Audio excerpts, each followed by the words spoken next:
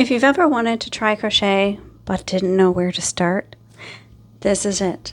Hey crochet friends, I'm Mo, your crochet companion, and today we're going to do some beginner basics stitches. So I'm going to cover the single crochet, the chain, and how to hold your hook to begin with.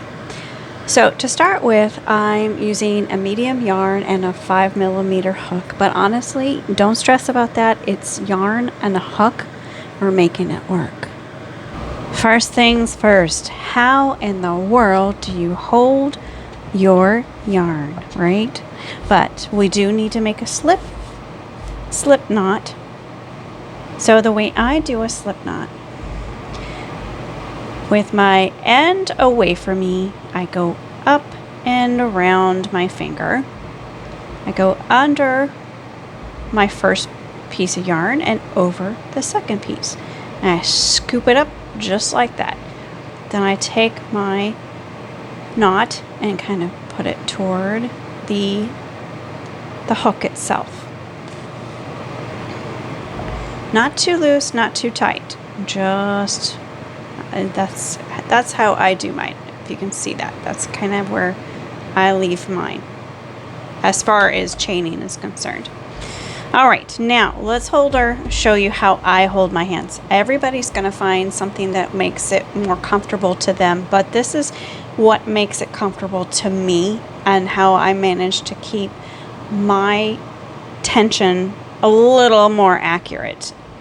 So you're kind of guiding it with your ring and your pinky finger. I just kind of grab it with the yarn with those two fingers. Then I swoop my index finger underneath the yarn, and then I hold my knot of my yarn or your piece of work, however far you've gotten, with my thumb and my middle finger. And if this feels weird, yeah, your hands are confused. It's fine.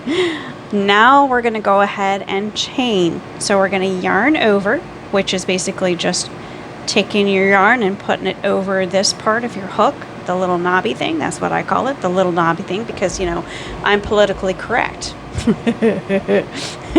I call things how I think that they should be called.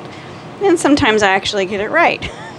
Anyway, so this little knobby thing, the end of your hook, that's what you're going to hook that yarn over. That's what we call a yarn over. And then we're going to pull our yarn through our knot that we made, our little slip knot. And there you have it. You've made your very first chain. So let's do that again. I'm going to go a little bit closer. Let's start from the beginning. I'm going to do my slip knot again. So with this end, I'm going to have it facing away from me. I'm going to go up and over my finger. Going to insert my hook underneath that first piece of yarn and over the second piece. I'm going to pull that, scoop it through, and pull it up, pull it tight. I'm going to use your knot to kind of push it up toward the hook. And if you did this right, it is going to flow with ease. All right, now our chain. I'm going to put my fingers together. I'm going to put my pinky ring finger on my yarn to kind of hold my tension. Then I'm going to wrap my yarn around my index finger. I'm going to hold my knot with my thumb and my middle finger. I'm going to yarn over, and then I'm going to pull that through the knot. Just like that. And we're going to keep going. Look at you. You're making your very first chain. Isn't that exciting? You just keep doing that, yarning over and pulling it through the knot. Yarning over, pulling through the knot. And this is what it's going to look like. It's going to look like you just did a braid. A French braid on your Barbie doll, right? I don't know why I think of like that. You know, back in the day, that was the only thing I had to practice on was my Barbie dolls. I would do their little braids. My sister wouldn't let me touch her hair. I don't know. She didn't think that I could get a rubber band out of her hair without causing a mess. Go figure. Now, don't worry if you don't need to have it perfect. We're just getting the feel for it at this point, okay? Now I'm going to take it one step further. I'm going to teach you how to do the very, very first stitch, which is the single crochet. This is the most common crochet stitch. So what we're going to do is from the second chain from the hook, so this is your hook, you're going to go from the second chain from your hook. So this is the first chain, and here's your second chain. So we're in that second chain from your hook. You're just going to, with the hooks, with the yarn still on your hook, you're just going to insert your hook into that spot. We're just going to stab it. And then we're going to yarn over, scoop it up. Look at that. Now you have 2 strands on your hook. You're going to yarn over again, and you're going to pull through both of those strands. Now you should have back to 1 strand on your hook. And that is a single crochet. Let's do it one more time. I'm going to push that through.